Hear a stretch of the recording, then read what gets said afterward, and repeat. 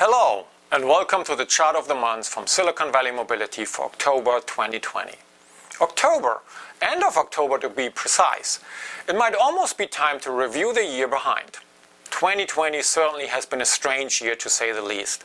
But it's not over yet. We will have the US elections in just a few days now.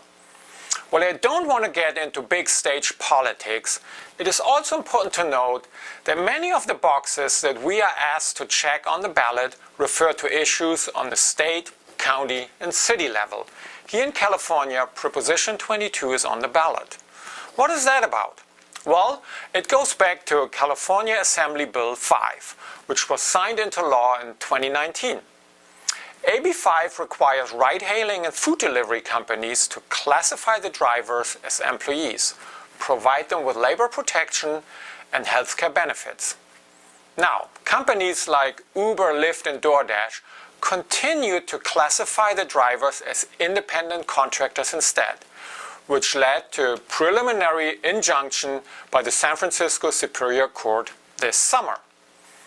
The court needed to decide whether the usual course of business for these companies is a technology platform as a multi-sided marketplace as Uber, Lyft and the likes maintained, or providing rights to people for compensation as regulators found. The latter would require classifying those drivers as employees. Now, the court wasn't able to make that decision and agreed to wait until Election Day when Proposition 22 will let the voters decide. We Californians get to say, yes, app-based rideshare and delivery companies can hire drivers as independent contractors, or no, those drivers are employees. This initiative is impressive as it has become one of the most funded initiatives in the history of California, with close to $200 million in support for yes, and still a tenth of that for no.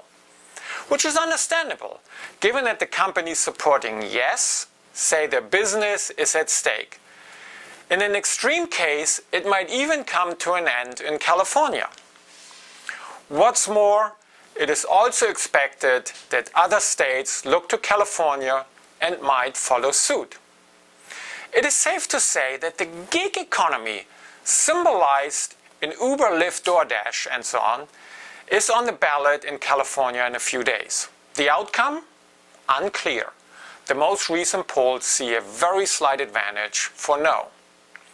Quite some of the proposition in this is remarkable, and one can take many different perspectives on it. As a driver, as a rider, as a politician, as an investor, and many more. Ultimately, it shows again that mobility is so much more than just a newfangled word for automotive industry. Of course, the industry has always been highly contested for technology, business, labor, politics, and more. But here we see how much the business model of what we like to call future mobility might be hinging on a single yes or no vote. What happens if the vote will be no, and those companies decide they cannot operate with drivers as regular employees? Sure, there might be a fierce legal battle afterwards, just like in any other election matters that we might see. But how about mobility services without human drivers? Wouldn't that be a solution? But is it ready? Well, let's take a look at recent headlines. Waymo fully driverless cars could be months away. Waymo begins charging passengers for self-driving cars. Waymo to customers, completely driverless Waymo cars on the way. Waymo is operating its fully driverless service with the general public in Phoenix. Not bad. And this gets even more exciting if we put the dates to these recent headlines. October 2017, October 2018, October 2019, October 2020. There you have it.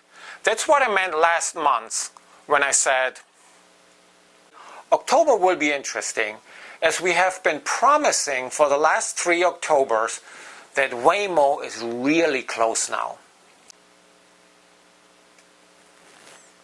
I was actually not expecting they would be that predictive, but Waymo for sure has become a pretty reliable force.